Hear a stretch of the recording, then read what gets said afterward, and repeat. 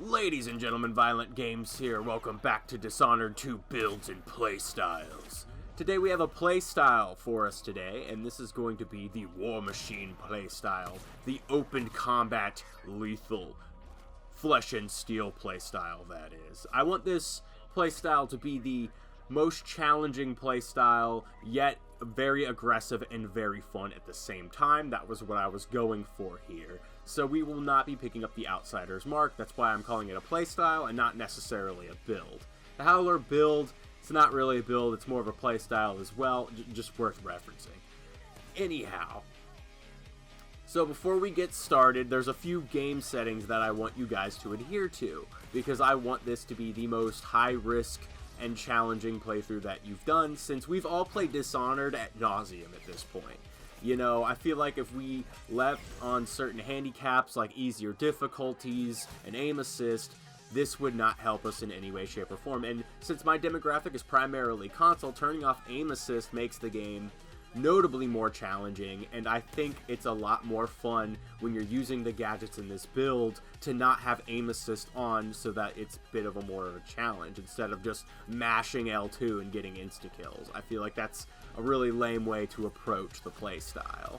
So I want you to go into your settings, make sure that you're on the hardest difficulty, and I also want you to turn off aim assist, especially if you're on console. I don't know if the PC aim assist is as strong. It definitely shouldn't be because of mouse and keyboard, but yeah, you get what I'm saying. So without further ado, let's jump into the ins and outs of this build as far as what equipment I want you to purchase and when.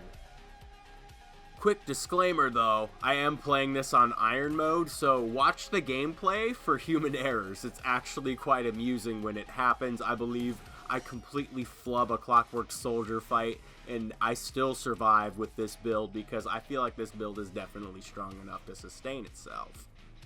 So for our first series of upgrades, I like to go with pistol upgrades. So first off, I like to grab the pistol accuracy upgrades, simply due to the fact that when you're moving, the pistol's crosshair likes to go all over the place. This minimizes that and allows you to shoot where you point. That's very important. Then I like to grab pistol ammo capacity upgrades, simply due to the fact that the pistol's a strong enough weapon early game with just accuracy upgrades that I like to carry as much bullets as I can for it at all times so I can spam it. Then after that, I like to increase the pistol's magazine size. Because the pistol already has a fast default reload speed, I feel like the magazine size just feels like a better upgrade, and then I'll follow up with the pistol reload speed. After that, I like to grab Bone Charm slots, because Bone Charm slots, over time, is just going to help us have more buffs that are passives, and if you get the right ones early on, out of luck, because we're playing on Iron mode, then it really benefits you. And after that, I like to go with one that's kind of unexpected. I like to go with Sword Crossing. Now, I usually never use Sword Crossing. It usually never plays into any type of combat scenario ever. It's very rare you get into these encounters, but for this build in particular, you are actually kind of vulnerable on the highest difficulty. So I like to have Sword Crossing just in case if you ever get into a locked sword contest and there's more enemies than one in a room, I want you to be able to get out of that as soon as possible. Topping off our list of early game upgrades, I like to get the Refined Lens Optics.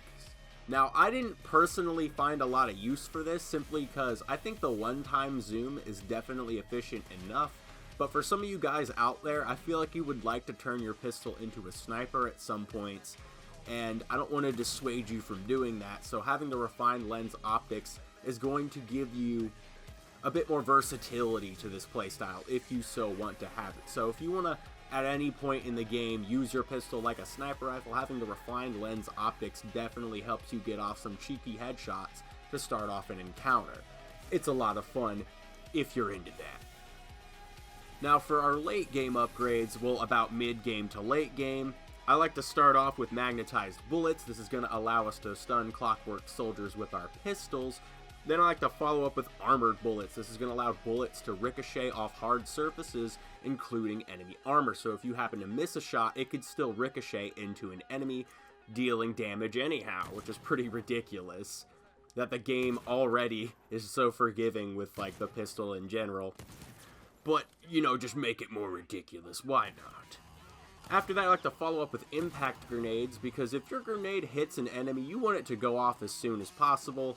This also can lead to certain instances where you can just plop a grenade near an enemy and it'll automatically detonate.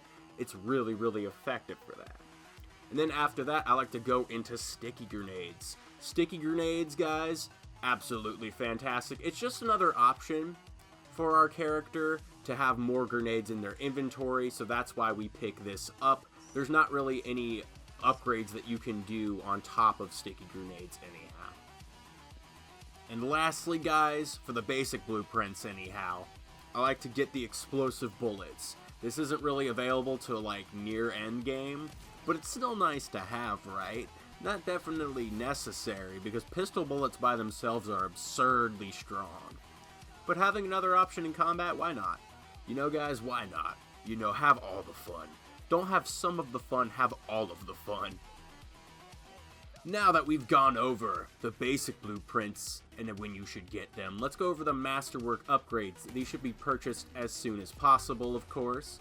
So, starting off, we have the earliest and actually the most pertinent Masterwork upgrade that you're going to be getting, the Ancient Howl Bolt. The weakness to this playstyle, 100%, are witches. Witches can fire projectiles that you can't block due to the fact that you are flesh and steel. They can come from any angle in a 360-degree radius. They're just really, really nasty. You'll actually see me almost die to one, and I actually purchased this upgrade out of necessity. I was originally going to have this build be just grenades and sword and gun, but after fighting a few witches, I was like, you know what? I want to give people an option to really have a get-out-of-jail-free card in case they get swarmed, and Ancient Howl Bolt is that get-out-of-jail-free card. Now, there's a hilarious kind of gimmick to this, is that once you detonate it, if you aren't fast enough to catch them, it's kind of humorous to watch the witches run away, and you can't catch them. It's like this funny game of cat and mouse, but ultimately, it's a good time. And you won't die from it. So, Ancient Howl Bolt, pulling it out when you need it, very, very important. And not only that, Howling Bolts in general, just very, very effective for open combat. If you ever potato or something and a group of enemies gets the best of you, being on Iron Mode, you want that get out of jail free card. Next up, I like to grab Insistent Gentleman. Well, I don't like to grab, it's just that it becomes available. You know what I'm saying? Out of the two pistol upgrades for Emily, that's who I like to play as for this build, because Corvo's guns are just OP as well. Like, Corvo's just retarded. Anyhow, Insistent Gentleman, I like shooting on my terms, not on a 3-burst constant, because I feel like that's overkill. You don't really need to do that. I would rather line up shots and pick off headshots than have my gun burst every single time, defeating the purpose of aiming for anything but the chest and legs. It's not a good time. So Insistent Gentleman is the pistol upgrade I like to go with. That's why.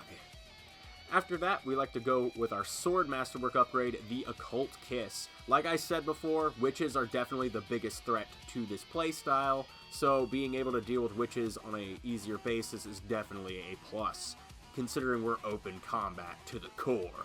And Clockwork Soldiers go down easily to magnetize bullets and your grenades. After that, we like to pick up Collector's Carapace. This is just going to give us more tankiness. Definitely something you want to have in an open combat build. We're not going to be sneaking around 90% of the time.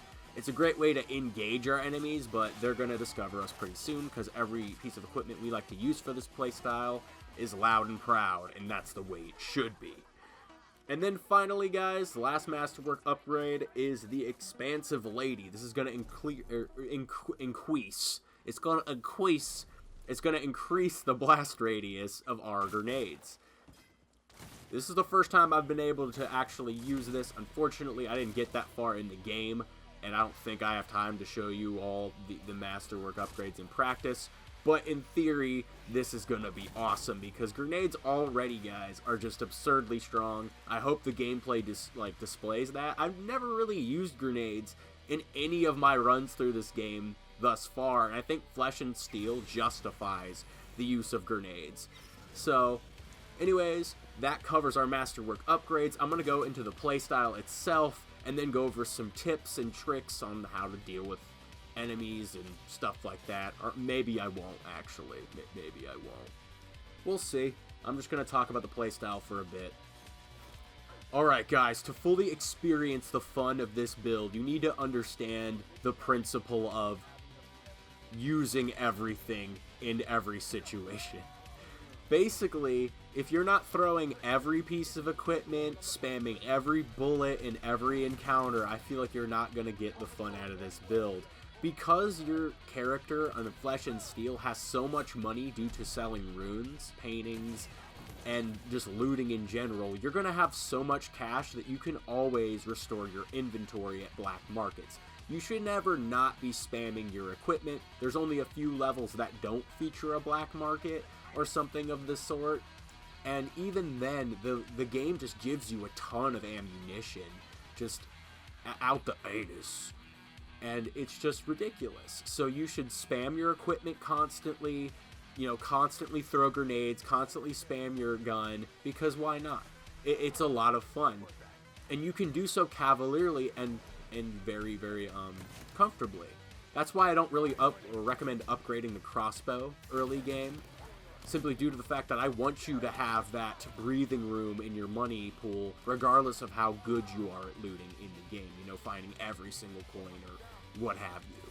So you're going to primarily focus on grenade usage, and then you're also going to, if you ever need to panic, use a Howling Bolt. It's very, very effective to get out of sticky situations, but go balls to the wall and just have fun with your equipment, and also learn how to play without aim assist, and you're going to have a good time with this build. I had a blast, you know, producing this gameplay, simply due to the fact that I've never really used grenades before, and I've never really played Flesh and Steel this aggressively, and it's just so effective at the same time. I thought not being able to reflect bullets would be the end of you, but being able to counter with your own equipment works just as well. I think Death of the Outsider kind of showed that bullet reflection ability is actually kind of overpowered in a way. So, or Death of the Overseer, oh my gosh. No, not Death of the Overseer. Holy shit, guys. I'm losing my mind as I'm making this video. It's called Death of the Outsider, right? The expansion to Dishonored 2. It's called Death of the Outsider, shit. Now it's time for the Bone Charm segment. Now, unfortunately, if you're playing on Iron mode like I had suggested, there's no way to really farm for Bone Charms per se. Though when you're playing on Flesh and Steel, it's much easier to acquire certain Bone Charms once you've acquired others, you know, eliminating the potential that you'll acquire the same one twice, if you know what I'm saying. So for our basic Bone Charms, this is just what I like to run. I got Relocation Sickness. There's a slight chance that witches will just fall on their ass upon teleportation. It's hilarious. When it does trigger, it could save your life. I'm not entirely sure, but it could. And then up next, I like to grab Whirlwind. You know, just having a slightly faster attack speed, you know, feels like it helps somewhat. And who doesn't like slightly faster attack speeds? Then I like to grab Duelist Luck. Now, unfortunately, I think you only get this one if you pre-ordered the game, which is a little lame. But Duelist Luck has triggered enough times to, you know, make me happy throughout the playthrough. And when you're on the road, per se, and away from a black market shop, when you're looting bullets, you can randomly just get an extra bullet. And each bullet is very powerful in this game, guys. You can follow up with a kill after a single shot. So that could potentially be 2 kills you're picking up right there. Then I like to grab Liquid Sustenance. This one is actually just as powerful as its fully upgraded version, because you can just spam the sink or any water tap in the entire game and restore your health completely to full. This allows you to manage your health after certain engagements if you happen to take damage without spending health potions. After that, I like to grab Unsteady Hand, and this causes enemies to miss projectiles more often. By itself, it's not the greatest, but it actually stacks with a Bone Charm coming up. So that's really all I like to grab for the basic Bone Charms. I'm going to move into the Black Bone Charms next up. Next up, for our Black Bone Charms, I like to start with Bloodfly Alchemy. Enemies' initial ranged attacks can transform into blood flies. This is very useful because it temporarily stuns them, and considering we can't deflect projectiles with our sword, negating the enemy's ability to use projectiles to any extent is very, very useful. After that, I like to grab Fleet Fighter if you can find it, because this allows us to have our weapons drawn and move at full speed. It's very convenient. I cannot underestimate that, especially when you use an Ancient Howl Bolt to cause witches to run away from you. You can't catch their ass because you don't have Fleet Fighter. It's very embarrassing. After that, I like to get Cornered Animal. This is another guaranteed drop. You get this off of Paolo. It increases your overall attack damage when your health is low, or at least that's how the Bone Charm reads. I haven't experimented with this fully, but seeing how in this build it's more likely you're going to take those 2 hits that put you at critical health, it's nice to have a backup plan, or at least if you're trying to get a few swings in and you can't manage to get in a health potion in time, it's nice to have Cornered Animal to follow up with. And it really couples into the next Bone Charm as well, which is Leech Cuts. So after you're at critical health, you can recover some from using Leech Cuts, getting a kill with your sword. Then you're going to get some health back from Leech Cuts. You see how that kind of feeds into itself. And that really tops off our black Bone Charms for now.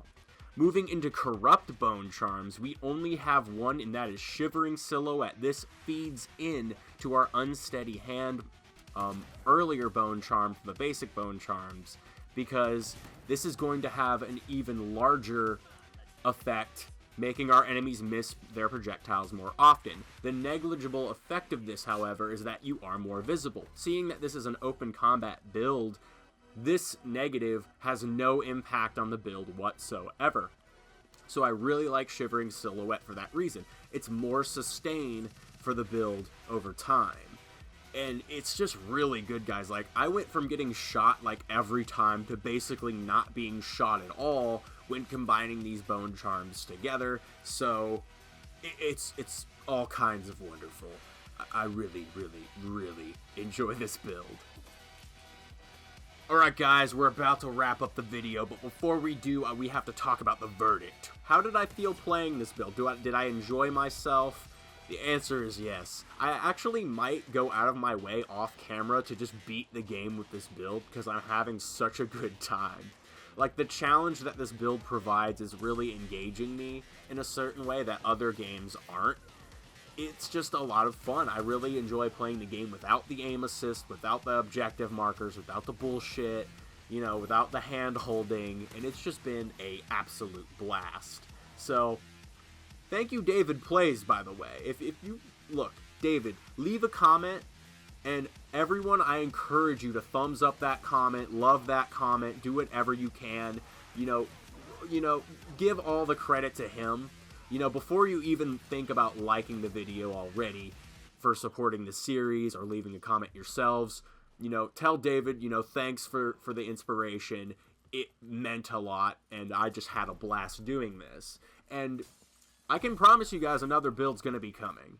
You know, Gamer Saga threw up a good idea for one that's a Star Wars theme build. I cannot wait to get started on that. We're going to be using Corvo Atano. I haven't used Corvo in quite some time. It's going to be a new G Plus type of thing. So, hopefully you're going to be looking forward to that. And, yeah. I have a small community, but goddamn if it ain't the best community. And that's probably what I'll end on. My verdict is definitely 5 out of 5. I had a blast playing this build, given that the aim assist was kind of retarded, and I'm glad I turned it off. I'll probably be doing that for future videos as well, just to add some challenge in there and make it engaging for me. So, anyways, guys, support the series any way you can. Any form of interaction below helps the channel. So thank you so much, my lovely people. This is Violent Games, signing off.